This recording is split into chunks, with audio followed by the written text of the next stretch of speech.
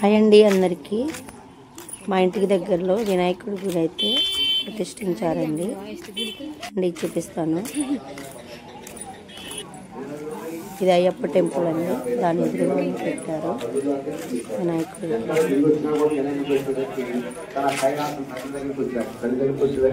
తల్లికి నమస్కారం చేయాలిగా.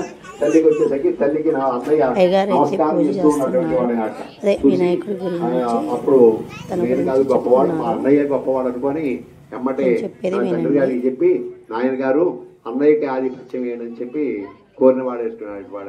అప్పుడు ఆయనకి ఎప్పుడు ఇచ్చారంటే ఆ ఆధిపత్యం ఈ యొక్క భాద్రపద శుద్ధ చతుర్థ్యాం ఇవాళ రోజులు ఇచ్చారట.